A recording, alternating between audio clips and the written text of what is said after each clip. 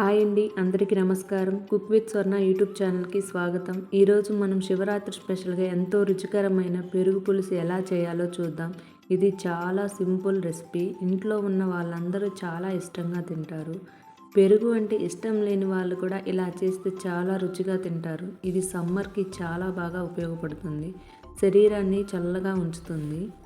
మరి ఆలస్యం చేయకుండా రెసిపీ స్టార్ట్ చేద్దామా? ముందుగా ఒక బౌల్లో తాజా పెరుగు తీసుకోండి. అందులో కొంచెం పసుపు, రుచికి సరిపడా ఉప్పు, కారం వేసుకోండి. పెరుగు గట్టిగా ఉంటే కొంచెం నీళ్లు వేసుకుని బాగా కలపాలి. స్మూత్గా మృదువుగా ఉండేలా కలుపుకోవాలి.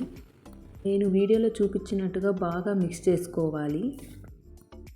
ఇప్పుడు స్టవ్ మీద ఒక గిన్నె పెట్టి అందులో కొంచెం నూనె వేయండి. నూనె వేడయ్యాక తాలింపు దినుసులు వేయాలి. ఆవాలు, జీలకర్ర, మినపప్పు, పచ్చిశనగపప్పు ఇవన్నీ బాగా గోల్డెన్ కలర్ వచ్చేంత వరకు ఫ్రై చేయాలి. తర్వాత కొంచెం మెత్తగా నలిపిన వెల్లుల్లి రెబ్బలు వేసుకోవాలి.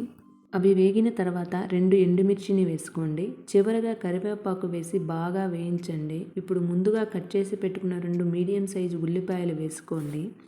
ఒక 10 సెకండ్లు ఉల్లిపాయలు వేగిన తర్వాత 2 పచ్చిమిర్చిను 4 ముక్కలుగా కోసి వేసుకోండి. ఉల్లిపాయలు వేగడానికి కొంచెం సాల్ట్ వేయండి. ఉల్లిపాయలు వేగడానికి 3 నుంచి 4 నిమిషాల టైం పడుతుంది.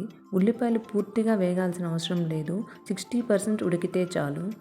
ఇప్పుడు మళ్ళీ కొంచెం పసుపు వేసి 15 సెకండ్లు వేయించండి. ఇలా పసుపు వేసుకుంటే మంచి టేస్ట్ వస్తుంది. ఇప్పుడు ముందుగా కలిపి పెట్టుకున్న పెరుగు మిశ్రమం వేసి లో ఫ్లేమ్లో 1 నిమిషం బాగా కలపండి. ముఖ్యంగా గుర్తుపెట్టుకోవాల్సింది ఏమిటంటే ఎక్కువ ఫ్లేమ్లో పెడితే పెరుగు విరిగిపోయినట్టు అవుతుంది. చివరగా కొంచెం కొత్తిమీర చల్లి స్టవ్ ఆఫ్ చేయండి. ఇది వేడి వేడి అన్నంలోకి వేసుకుని తింటే ఇంకొంచెం అన్నం తినాలనిపిస్తుంది. అంత రుచిగా ఉంటుంది. ఈ శివరాత్రికి తప్పకుండా ట్రై చేయండి. వీడియో నచ్చితే లైక్ చేయండి, షేర్ చేయండి. మా ఛానల్ని సబ్స్క్రైబ్ చేయడం మర్చిపోవద్దు.